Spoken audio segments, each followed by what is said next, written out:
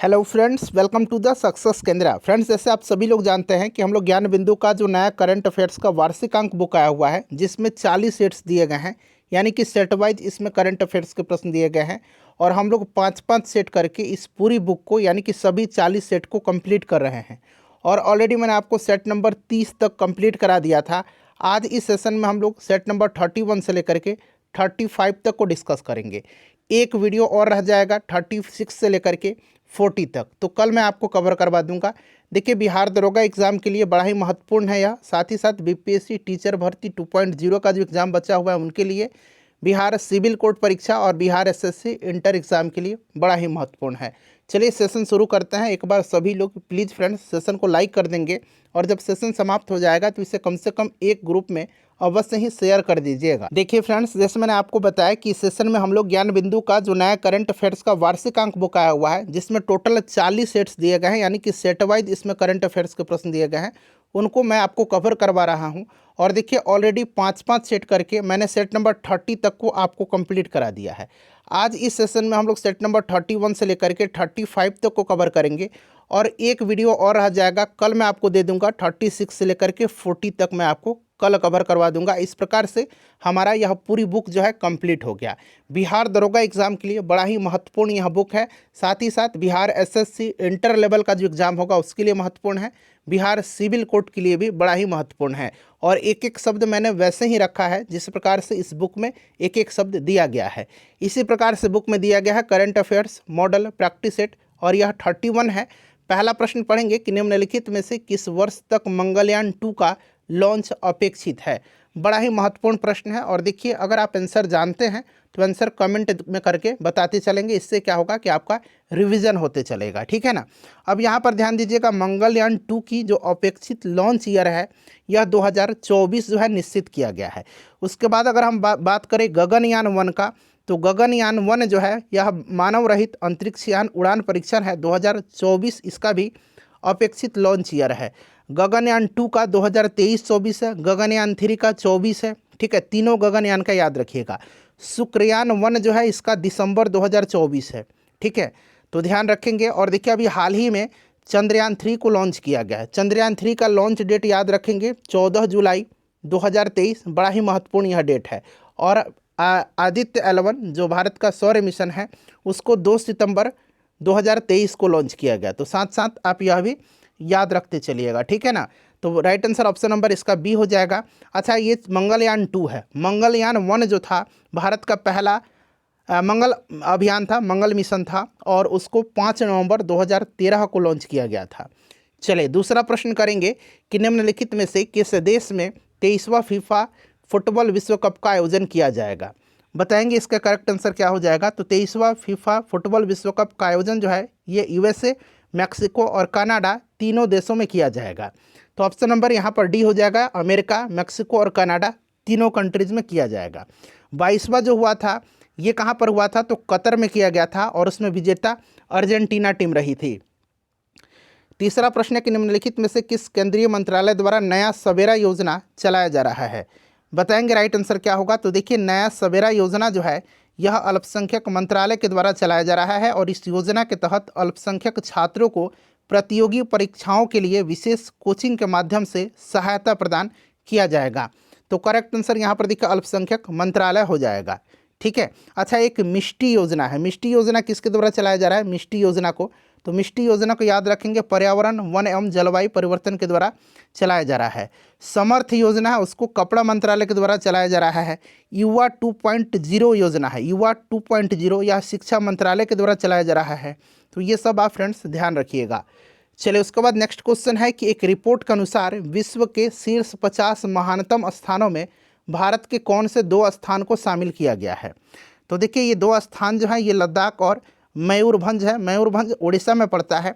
याद रखिएगा, टाइम पत्रिका के द्वारा विश्व के शीर्ष 50 महानतम स्थानों की घोषणा की गई है, जिसमें से लद्दाख का स्थान जो है यह 31वां है, और मयूरभंज जो कि उड़ीसा में पड़ता है इसका स्थान जो है यह 32वां है।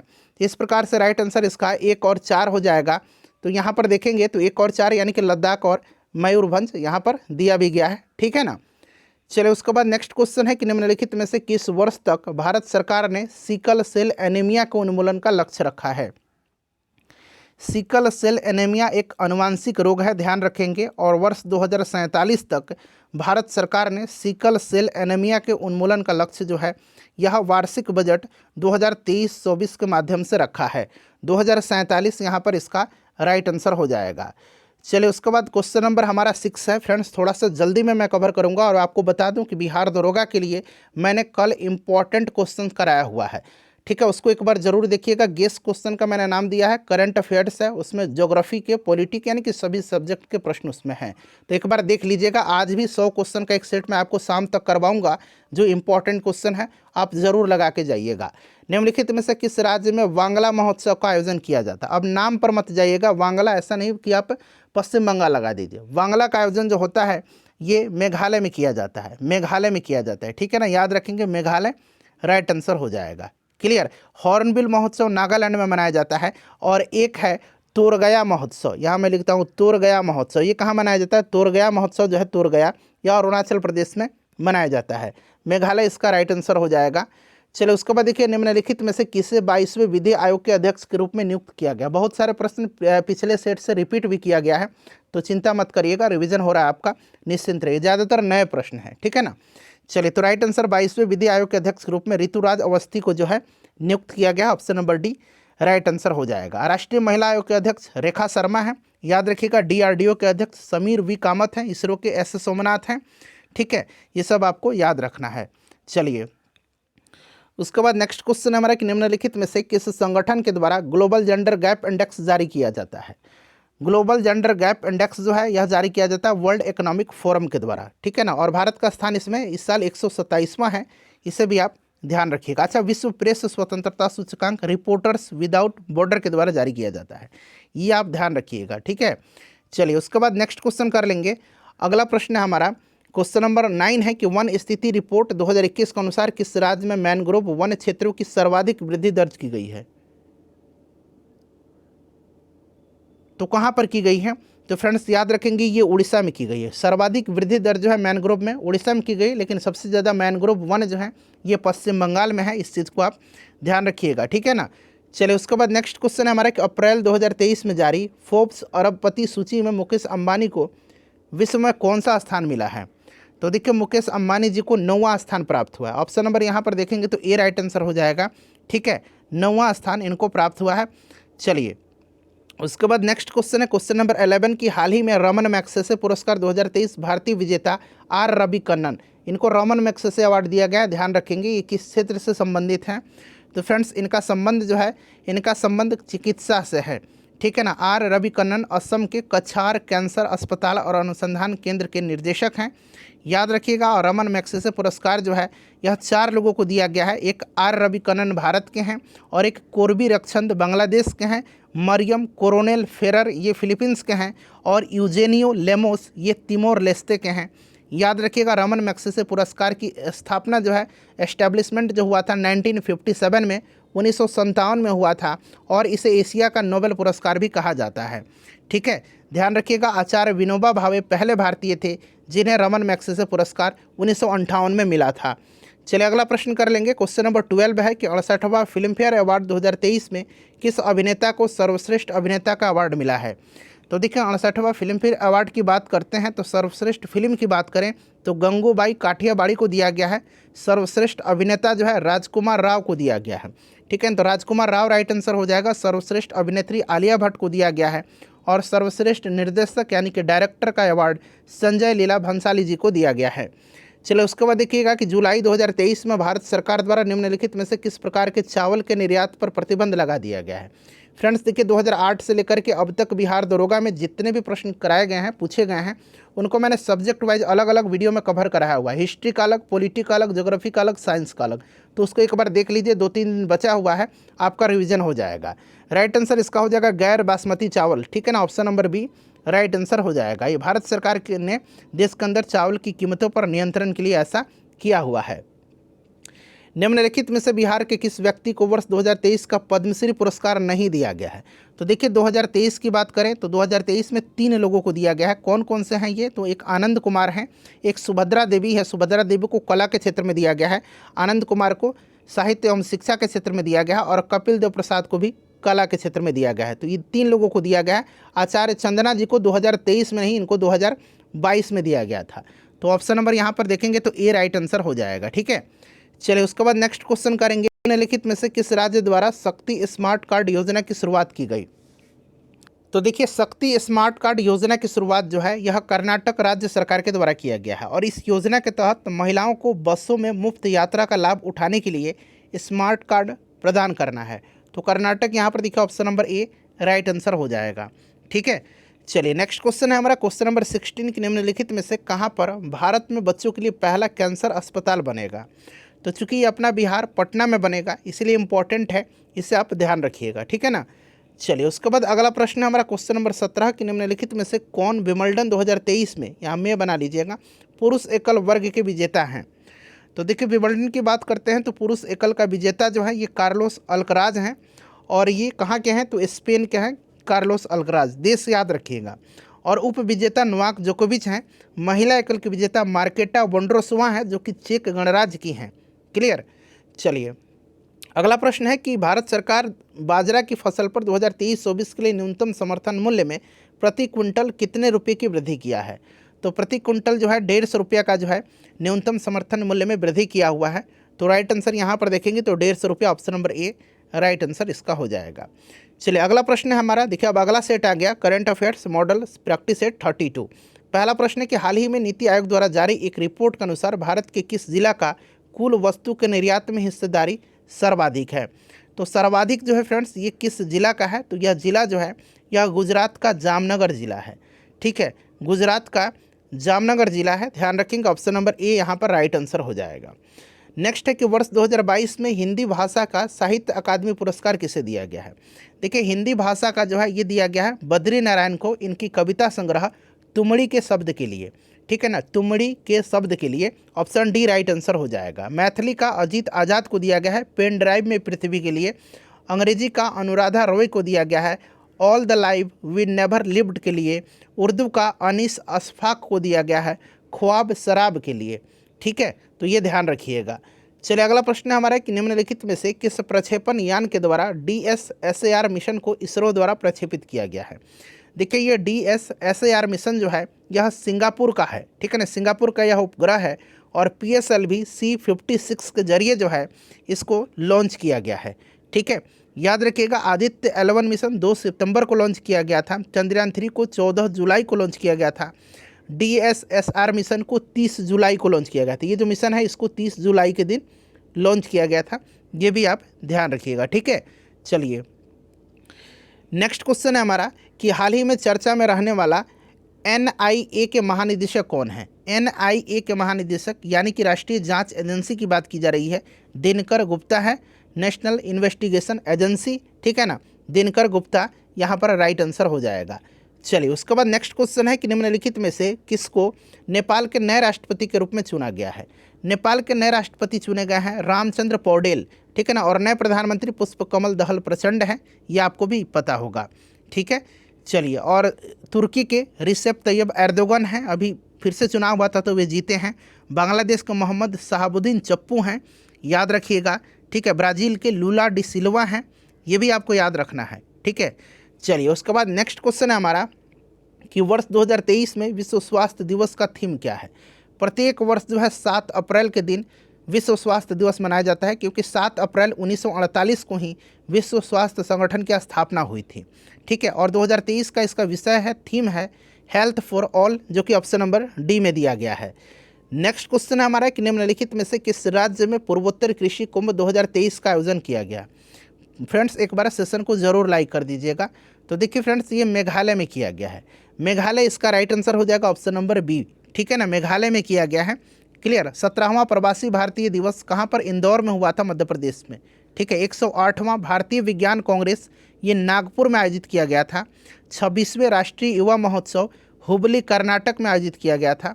ठीक है, भारत पर्व जो है 2023 ये नई दिल्ली में आयोजित किया गया था। चलिए उसके बाद देखिएगा कि निम्नलिखित में से कौन सा देश आईसीसी विश्व टेस्ट चैंपियनशिप 2023 का विजेता बना है।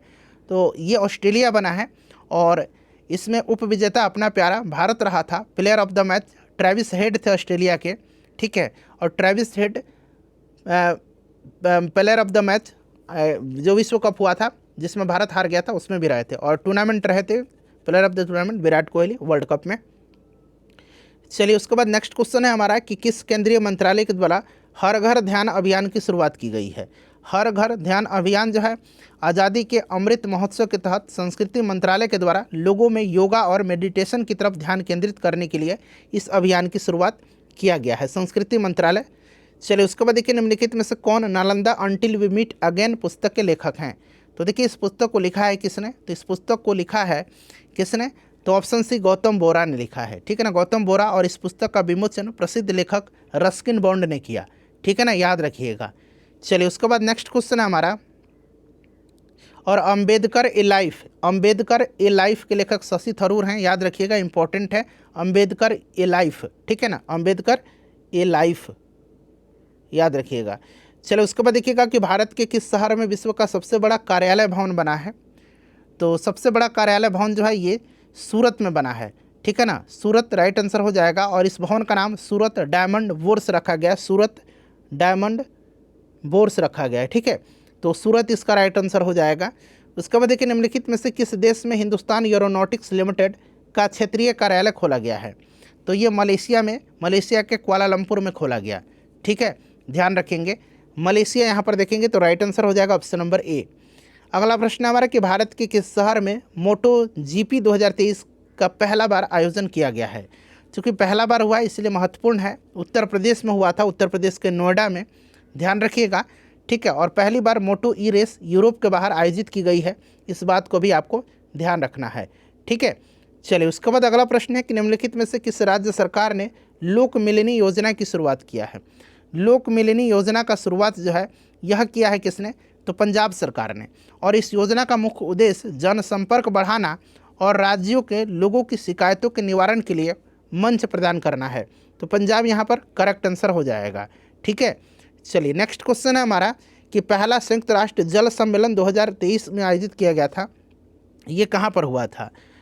तो ये आपको याद रखना है, पहला है तो पहला संयुक्त राष्ट्र जल सम्मेलन ये न्यूयॉर्क में हुआ था, ठीक है, ध्यान रखिएगा। और इस सम्मेलन की बात करते हैं तो इसका थीम था our watershed movement uniting the world for water, ठीक है। विश्व जल दिवस 22 मार्च को दिन मनाया जाता है और 22 मार्च 2023 में इसका थीम था accelerating the change to solve water and sanitation crisis.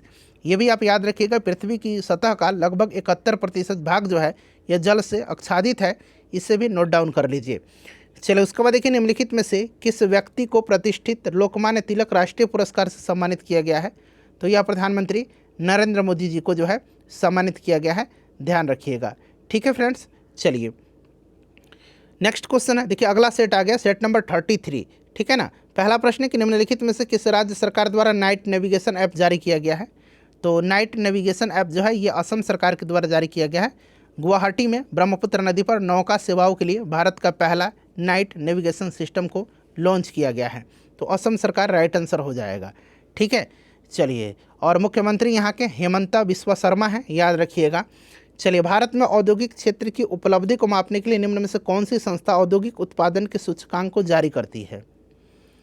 तो ये जारी करती है कौन सी, तो फ्रेंड्स यह जारी करती है, ध्यान रखेंगे, भारत में औद्योगिक क्षेत्र की उपलब्धि को मापने के लिए राष्ट्रीय सांख्यिकी कार्यालय जो है, राष्ट्रीय सांख्यिकी कार्यालय NSO जो है ये जारी करती है। तो यहाँ पर NSO कहीं पर नहीं दिया गया है, ठीक है ना, ये दिया है NSSO है, ये NSSO है, ये RBI है और ये CSO है।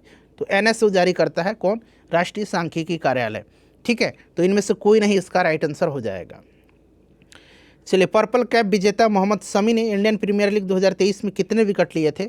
तो शमी ने जो है टोटल कितने विकेट लिए थे ये आपसे पूछा गया है। तो 28 विकेट लिया था इन्होंने, ठीक है, 28 विकेट लिया था। अच्छा वर्ल्ड कप में मोहम्मद शमी ने कितने विकेट लिए थे ज़रा आप मुझे कमेंट करके बताइएगा, ठीक है, वर्ल्ड कप में। चलिए अगला प्रश्न है हमारा कि वर्ष 2023 में विश्व क्षय रोग दिवस यानी कि टीबी दिवस जो होता है वो कब, इसका थीम क्या है। तो देखिए टीबी दिवस जो है अगर बात करते हैं तो ये 24 मार्च के दिन मनाया जाता है। Yes we can end TB इसका थीम था, yes we can end TB इसका थीम था। अगला प्रश्न है कि भारत द्वारा किस देश में बुंजी ब्रिज का निर्माण किया गया है? तो बुंजी ब्रिज का निर्माण जो है ये भारत के द्वारा किया गया है मोजाम्बिक में। मोजाम्बिक राइट आंसर हो जाएगा। और इस ब्रिज का उद्घाटन विदेश मंत्री एस जयशंकर ने वर्चुअली किया था। ठीक है, मोजाम्बिक राइट आंसर हो जाएगा। अगला प्रश्न है हमारा कि हाल ही में चर्चा में रही भारत मंडपम का निर्माण किस शहर में किया गया? भारत मंडपम का निर्माण जो है यह नई दिल्ली में किया गया है। ध्यान रखिएगा, भारत मंडपम का नाम भगवान बसवेश्वर के अनुभव मंडपम के विचार से लिया गया है। G20 सम्मेलन का आयोजन इसी भारत मंडपम में हुआ था। ध्यान रखेंगे तो राइट आंसर दिल्ली हो जाएगा। ठीक है, नई दिल्ली यहाँ पर आप ऐड कर लीजिए, बेहतर होगा। 7 नंबर है कि निम्नलिखित में से किस शहर में 3 अगस्त 2023 को शून्य छाया दिवस देखा गया? शून्य छाया दिवस जो है यह देखा गया है हैदराबाद में। हैदराबाद में देखा गया है और हैदराबाद में यह दृश्य जो है ठीक 12:23 PM के बाद जो है 12:23 PM पर उत्पन्न हुई थी। और इस घटना में किसी समतल स्तर पर ऊर्ध्वाधर खड़ी किसी वस्तु का पृथ्वी पर कोई छाया नहीं पड़ती है। ठीक है ना, यही है शून्य छाया दिवस। तो ये हैदराबाद हो जाएगा। चलिए उसके बाद देखिएगा कि समाचार की सुर्खियों में रहा जलदोस्त मार्क 2 के बारे में कौन सा कथन सही है इसमें से? जलदोस्त मार्क 2 एक एयरबोट है जो जलाशयों में जलीय खरपतवार और तैरते कचरे के निकालने का काम करता है। ठीक है, तो इसीलिए ऑप्शन नंबर यहाँ पर देखिए बी यहाँ पर राइट आंसर हो जाएगा। ठीक है, चलिए उसके बाद नेक्स्ट क्वेश्चन कर लेंगे कि G20 की रोजगार कार्य समूह की कौन सी बैठक भारत के बाहर हुआ था? तो फ्रेंड्स यह भारत का बाहर जो होता है G20 रोजगार कार्य समूह का तीसरा बैठक का आयोजन जो है भारत के बाहर स्विट्जरलैंड के जेनेवा में किया गया था। ठीक है, तो यहाँ पर इसीलिए यहाँ पर इसका ऑप्शन यहाँ पर सी हो जाएगा, तीसरा चरण। ठीक है, तीसरा बैठक। संयुक्त राज्य अमेरिका के किस राज्य में हिंदू फोबिया की निंदा करते हुए एक प्रस्ताव पारित किया है? हिंदू फोबिया की निंदा करते हुए प्रस्ताव पारित किया है ये जॉर्जिया ने। ठीक है, जॉर्जिया राइट आंसर हो जाएगा। ध्यान रखेंगे, जॉर्जिया करेक्ट आंसर हो जाएगा। चलिए उसके बाद नेक्स्ट क्वेश्चन है हमारा कि वर्ष 2023 में निम्नलिखित में किस कंपनी को महारत्न का दर्जा है दिया गया है? महारत्न का दर्जा जो दिया गया है यह ऑयल इंडिया लिमिटेड है। ऑयल इंडिया लिमिटेड जो कि ऑप्शन डी में दिया गया है 13वीं महारत कंपनी का दर्जा प्राप्त हुआ है। ये भी आप ध्यान रखिएगा। ठीक है, चलिए उसके बाद नेक्स्ट क्वेश्चन है कि स्पंज सिटीज़ जो है यहाँ पर देखिए किस देश की पहल जो है स्पंज सिटीज़ पहल किस देश में प्रारंभ की गई है? तो फ्रेंड्स यह चीन के द्वारा शुरू किया गया है। चीन के द्वारा शुरू किया गया है और इसका उद्देश्य भारी वर्षा के परिणाम स्वरूप शहरी क्षेत्रों में होने वाले जल भराव, बाढ़ इत्यादि को रोकना है। चलिए उसके बाद देखिएगा कि ब्रिक्स संगठन में कितने नए देशों को 1 जनवरी 2024 में से शामिल किए जाने की मंजूरी दी गई है? तो देखिए 6 नए सदस्य हैं। इनका नाम क्या क्या है? तो अर्जेंटीना, मिस्र, इथोपिया, ईरान, सऊदी अरब और संयुक्त अरब अमीरात। तो याद रखिएगा 6 राइट आंसर हो जाएगा। क्लियर, काफ़ी इंपॉर्टेंट है। नेक्स्ट क्वेश्चन है हमारा ब्रिक्स की बात करते हैं तो हेडक्वार्टर इसका चीन के संघाई में है। ये भी आप ध्यान रखिएगा। और ब्रिक्स न्यू डेवलपमेंट बैंक की स्थापना 2014 में की गई थी। वर्तमान में ब्रिक्स संगठन में 5 देश हैं। पांचों का नाम तो यहाँ देख लीजिए, ब्रिक्स इसी पर है। ठीक है ना, तो ब्राज़ील, रसिया, इंडिया, चाइना और साउथ अफ्रीका। आकांक्षी जिला कार्यक्रम की सफलता को देखते हुए केंद्र सरकार कितने ब्लॉकों में आकांक्षी ब्लॉक कार्यक्रम शुरू करेगी? तो ये आपका आकांक्षी जिला कार्यक्रम की तर्ज पर केंद्र सरकार ने 500 से अधिक आकांक्षी ब्लॉक कार्यक्रम शुरू करने की घोषणा की है। तो 500 इसका ऑप्शन बी राइट आंसर हो जाएगा। उसके बाद देखिएगा कि हरित गुलबंद योजना को किस प्रकार के प्रदूषण की रोकथाम के लिए लागू किया गया है? हरित गुलबंद योजना देखिए फ्रेंड्स, यह ध्वनि प्रदूषण की रोकथाम के लिए लागू किया गया। हरित गुलबंद यानी कि ग्रीन मफलर यह एक योजना है। इसके अंतर्गत सड़क के किनारे औद्योगिक क्षेत्र के समीप स्थित आबादी को ध्वनि प्रदूषण से छुटकारा दिलाने हेतु वृक्षों की 4 से 6 कतार लगाई जाती है। ठीक है, चलिए तो ये ध्वनि प्रदूषण हो जाएगा। उसके बाद निम्नलिखित में से कौन सा देश सुदीरमन कप का उप विजेता है? अच्छा, सुदीरमन कप की बात करते हैं तो इसका उप विजेता जो रहा ये दक्षिण कोरिया रहा था। विजेता चीन रहा था, ध्यान रखेंगे। ठीक है ना, तो और यह किस प्रकार का प्रतियोगिता है? यह एक बैडमिंटन प्रतियोगिता है। ऑप्शन डी राइट आंसर हो जाएगा, उप विजेता। विजेता चाइना रहा था। ठीक है, चलिए भारत की यूपीआई ने किस देश के पे नाउ मोबाइल भुगतान पद्धति के साथ समझौता किया है? तो पे नाउ जो है ये कहाँ का है? तो ये सिंगापुर का है। ध्यान रखिएगा, सिंगापुर राइट आंसर हो जाएगा। चलिए उसके बाद अगला प्रश्न है हमारा कि विकास के वर्तमान स्थिति के साथ आर्टिफिशियल इंटेलिजेंस एआई निम्नलिखित में से क्या प्रभावी ढंग से कर सकता है। पहला, दूसरा, तीसरा और चौथा स्टेटमेंट है। चारों पढ़ करके बताइए चारों में से कौन सा इसमें से सही दिया गया है। चारों के चारों करेक्ट है, चारों का चारों जो है करेक्ट है, इसीलिए इसमें से 1 2 3 4 ऑप्शन डी में देखिए दिया गया है। चारों जो है इसमें से सही कथन है। ठीक है, पढ़ लीजिए इसको एक बार। चलिए अगला प्रश्न कर लेंगे। नेक्स्ट क्वेश्चन है हमारा, देखिए सेट नंबर 34 आ गया। फीफा महिला विश्व कप फुटबॉल विश्व कप 2023 का विजेता कौन सा देश है। ये बीपीएससी ट्री जो 2.0 एग्जाम हुआ था उसमें पूछा गया था, तो आपको भी याद रखना है, इंपॉर्टेंट है। स्पेन विनर रहा था, आयोजन ऑस्ट्रेलिया और न्यूजीलैंड में किया गया था और उप विजेता इसमें इंग्लैंड रहा था। ठीक है ना, तो स्पेन यहाँ पर देखिए राइट आंसर हो जाएगा। निम्नलिखित में से कौन द लास्ट हीरोज़ के लेखक हैं। द लास्ट हीरोज़ के लेखक पी साईनाथ हैं। कौन है? पी साईनाथ हैं। चलिए उसके बाद देखिएगा कि केंद्र सरकार ने मेरा बिल मेरा अधिकार योजना किसके लिए शुरू किया है। मेरा बिल मेरा अधिकार योजना जीएसटी बिलों के भुगतान में वृद्धि करने के लिए शुरू किया गया है। ठीक है, और इस योजना का जो प्रमुख उद्देश्य है वो उपभोक्ताओं में सामान खरीदते समय विक्रेता से बिल मांगने की प्रवृत्ति को जो विकसित करना है। ठीक है, तो याद रखेंगे जीएसटी बिल भुगतान। चलिए उसके बाद नेक्स्ट क्वेश्चन हमारा है कि समाचार की सुर्खियों में रहा कखोवका जलाशय, ये निम्नलिखित में से किस देश में है। कखोवका जलाशय जो है ये कहाँ पर है, किस देश में है। तो फ्रेंड्स यह जो है ध्यान रखेंगे ये कहाँ पर है, तो ये आपको यूक्रेन याद रखना है, यूक्रेन में है। यूक्रेन की राजधानी याद रखेंगे क्यों है, बड़ा पूछा जाता है। ठीक है, चलिए उसके बाद नेक्स्ट क्वेश्चन है हमारा कि भारत सरकार के उद्योग एवं आंतरिक व्यापार संवर्धन विभाग द्वारा 12 तरजीही देशों की पहचान की गई है जिनके साथ व्यापार निवेश को बढ़ावा दिया जाएगा।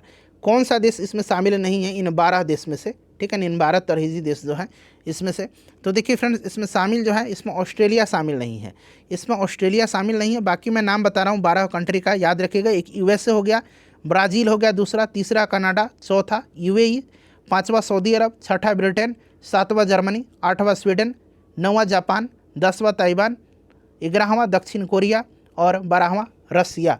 ठीक है, चलिए उसके बाद नेक्स्ट क्वेश्चन है कि राष्ट्रीय कार्य योजना संहिता 2023 का संबंध निम्नलिखित में से किससे है। राष्ट्रीय कार्य योजना संहिता 2023 का संबंध वैज्ञानिक वन प्रबंधन से है। ठीक है ना, तो राइट आंसर वैज्ञानिक वन प्रबंधन हो जाएगा। उसके बाद देखिएगा कि इंटरनेशनल इंडियन फिल्म अकादमी अवार्ड्स 2023 में सर्वश्रेष्ठ फिल्म का अवार्ड किसको मिला है, जिसको कि आईफा बोलते हैं हम लोग। ठीक है ना, इंटरनेशनल इंडियन फिल्म अकादमी अवार्ड, यह जो है दृश्यम 2 को मिला है, ध्यान रखिएगा दृश्यम 2 को। ठीक है, सर्वश्रेष्ठ अभिनेता ऋतिक रोशन को मिला, सर्वश्रेष्ठ अभिनेत्री आलिया भट्ट को और सर्वश्रेष्ठ निर्देशक आर माधवन को। ठीक है, चलिए उसके बाद नेक्स्ट क्वेश्चन है हमारा कि भारत के 77वें स्वतंत्रता दिवस का थीम क्या रखा गया था। 77वां स्वतंत्रता दिवस मनाया गया है, नेशन फर्स्ट ऑलवेज फर्स्ट इसका थीम था। Option number A right answer हो जाएगा।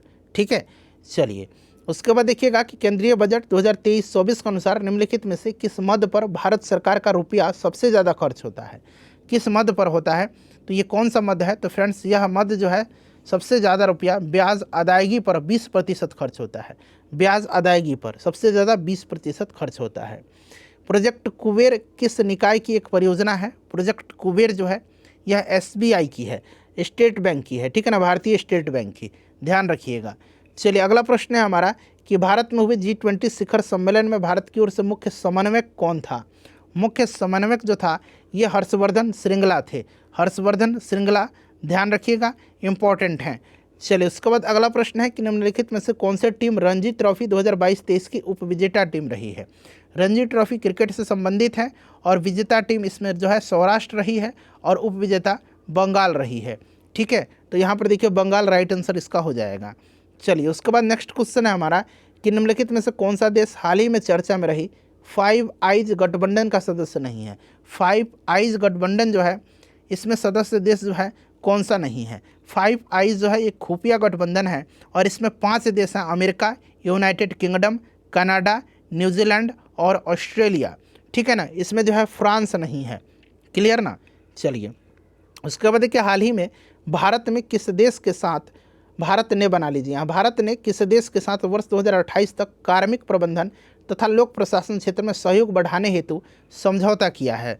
तो फ्रेंड्स यह किया है किसके साथ, तो सिंगापुर के साथ किया है।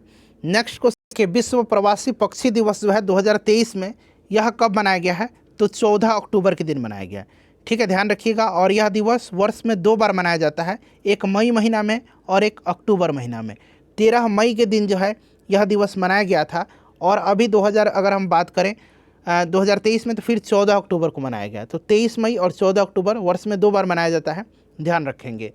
चलिए, अब आ गया सेट नंबर हमारा 35। प्रश्न है कि स्वच्छ वायु सर्वेक्षण 2023 के अनुसार श्रेणी 1 में प्रथम स्थान इंदौर शहर को प्राप्त हुआ है। दूसरा स्थान आपसे पूछा जा रहा है कि दूसरा स्थान किस शहर को प्राप्त हुआ। तो दूसरा स्थान आगरा को प्राप्त हुआ है। ठीक है, आगरा। और श्रेणी 1 10 लाख से अधिक आबादी वाले शहर हैं। ठीक है, तो ये आपका यहाँ पर राइट आंसर यहाँ पर आगरा हो जाएगा। भारत का पहला डॉल्फिन अनुसंधान केंद्र कहाँ स्थित है? तो पहला डॉल्फिन अनुसंधान केंद्र जो है यह पटना में स्थित है। ठीक है, याद। और विक्रमशिला गंगेटिक डॉल्फिन अभयारण्य ये जो है ये कहाँ पर है? तो ये विक्रमशिला गंगेटिक ये आपका भागलपुर जिले के सुल्तानपुर से कहलगांव के मध्य में है। ठीक है, और पहला डॉल्फिन अनुसंधान केंद्र पटना में है और विक्रमशिला गंगेटिक डॉल्फिन अभयारण्य भागलपुर में है। ठीक है, और भारत का प्रथम डॉल्फिन वेधशाला यानी कि ऑब्जर्वेटरी ये भी भागलपुर में है। प्रत्येक वर्ष 5 अक्टूबर के दिन जो है 5 अक्टूबर के दिन राष्ट्रीय डॉल्फिन दिवस मनाया जाता है। चलिए, उसके बाद देखिएगा कि भारत का पहला महासागर तापीय ऊर्जा रूपांतरण संयंत्र कहाँ स्थापित किया गया है। चलिए, तो ये कहाँ पर? तो फ्रेंड्स ये लक्षद्वीप के कवरत्ती में। ठीक है, लक्षद्वीप के कवरत्ती में जो है स्थापित किया गया है। अगला प्रश्न हमारा कि निम्नलिखित में से किसके द्वारा नौसैनिक अभ्यास ओशियन फील्ड 2023 का आयोजन किया गया। देखिए, ओशियन फील्ड जो है यह रूस के द्वारा जो है आयोजित किया गया और यह अभ्यास बाल्टिक सागर में किया गया था। ध्यान रखेंगे फ्रेंड्स, तो इम्पॉर्टेंट हो जाएगा आपके एग्जाम के दृष्टिकोण से यह। चलिए, उसके बाद अगला प्रश्न है कि जुलाई 2023 में जारी हैनले पासपोर्ट इंडेक्स के अनुसार विश्व में भारत का कौन सा स्थान है। यहाँ पर देखिए जुलाई 2023 मेंशन कर दिया गया है। ठीक है, तो इसमें 80वां स्थान था। क्लियर, 80वां स्थान था। पहला स्थान सिंगापुर का है, ये भी आप ध्यान रखेंगे। उसके बाद देखिए किस मंत्रालय द्वारा आयुष वीज़ा जारी करने की योजना बनाई गई है। तो आयुष वीज़ा केंद्रीय गृह मंत्रालय ने जो है यह योजना बनाया है, गृह मंत्रालय करेक्ट आंसर हो जाएगा। इस वीज़ा का उद्देश्य भारत में चिकित्सा पर्यटन को बढ़ावा देना है। ठीक है ना, चिकित्सा पर्यटन मतलब बाहर से चिकित्सकों जो मरीज़ हैं। चलिए, नैनो डीएपी और एसएसपी यूरिया मिश्रण को लॉन्च करने का सरकार का लक्ष्य कब तक है। तो फ्रेंड्स 2023 तक सरकार ने जो है यह लक्ष्य रखा है, 2023 तक। उसके बाद चलिए नेक्स्ट क्वेश्चन है कि निम्नलिखित में से किस देश ने सिल्क रोडस्टर परियोजना शुरू करने की घोषणा की है। सिल्क रोडस्टर परियोजना जो है यह घोषणा चाइना ने किया हुआ है। अगला प्रश्न हमारा कि अगस्त 2023 में भारत और बांग्लादेश के बीच 14वीं संयुक्त सीमा शुल्क समूह की बैठक कहाँ आयोजित हुई थी। तो ये बैठक जो हुई थी फ्रेंड्स यह कहाँ पर हुई थी? नई दिल्ली में आयोजित की गई थी। ठीक है ना, नई दिल्ली राइट आंसर हो जाएगा। चलिए, उसके बाद नेक्स्ट क्वेश्चन है हमारा कि भारत ने श्रीलंका में डिजिटलीकरण को बढ़ावा देने के लिए कितने मिलियन की वित्तीय सहायता प्रदान किया है। तो 450 मिलियन की, 450 मिलियन, जो कि यहाँ पर देखो ऑप्शन डी में दिया गया। ठीक है ना, ऑप्शन डी राइट आंसर होगा, ऑप्शन डी करेक्ट आंसर है। उसके बाद देखिएगा कि अरास डोरा गैस फील्ड किन दो देशों के बीच विवादित क्षेत्र है। अरास डोरा गैस फील्ड जो है ये सऊदी अरबिया और कुवैत के बीच जो है एक विवादित क्षेत्र है यह। ठीक है, ध्यान रखिएगा। चलिए, उसके बाद नेक्स्ट क्वेश्चन है हमारा कि विश्व तीरंदाजी चैंपियनशिप 2023 के पदक तालिका में भारत को कौन सा स्थान जो है प्राप्त हुआ है। तो देखिए बात करते हैं तो भारत जो है टोटल यहाँ पर 4 पदक जीता है, 3 स्वर्ण और 1 कांस्य पदक। ठीक है ना, रजत नहीं जीता है, 3 स्वर्ण जीता है और 1 कांस्य पदक जीता है। ठीक है ना, 3 स्वर्ण और 1 कांस्य पदक जीता है और पदक तालिका में भारत शीर्ष पर रहा, यानी कि 4 पदक जीत करके। ठीक है, ध्यान रखिएगा, 4 पदक जीत करके भारत जो है ये शीर्ष पर रहा है। चलिए, उसके बाद नेक्स्ट क्वेश्चन है हमारा, अगला प्रश्न करेंगे तो प्रथम स्थान हो जाएगा यहाँ पर इसका करेक्ट आंसर। ठीक है फ्रेंड्स, ध्यान रखिएगा, प्रथम स्थान करेक्ट आंसर हो जाएगा। चलिए, उसके बाद नेक्स्ट क्वेश्चन कर लेंगे। अगला क्वेश्चन है हमारा कि निम्नलिखित में से किस तिथि को विश्व जल सप्ताह 2023 का आयोजन किया गया है। चलिए बताइए, राइट आंसर इसका क्या होगा, कब किया गया है, बताइए करेक्ट आंसर इसका क्या होगा। तो यहाँ पर ध्यान दीजिएगा, पूछा गया है कि विश्व जल सप्ताह 2023। ठीक है ना, विश्व जल सप्ताह 2023, तो इसका आयोजन किया गया है 20 अगस्त से 24 अगस्त तक, 20 अगस्त से 24 अगस्त तक। ठीक है, चलिए उसके बाद ध्यान दीजिएगा, यहाँ पर थोड़ा सा मैं आपको बता देता हूँ। विश्व तीरंदाजी चैंपियनशिप का आयोजन जो हुआ था ये जर्मनी में हुआ था। ठीक है, ध्यान रखेंगे। अदिति गोपीचंद स्वामी स्वर्ण पदक जीता है भारत की तरफ से। ओजस प्रवीण देवताले ने जीता है और ज्योति सुरेखा वेनम ने जीता है। परमित कौर ने जीता है और अदिति गोपीचंद, ये मिक्स था। चलिए उसके बाद देखिए ये वाला हो गया हमारा। अगला प्रश्न है, निम्नलिखित में से किस तिथि को पारसी नव वर्ष मनाया जाता है? तो ये प्रत्येक जो है 16 अगस्त के दिन मनाया जाता है। तो ये पूरा का पूरा हमारा 35 सेट तक कंप्लीट हो गया। कल मैं आपको सेट नंबर 36 से 40 तक कवर करवा दूंगा। वीडियो को लाइक कर दीजिए और फ्रेंड्स प्लीज़ इसे शेयर कर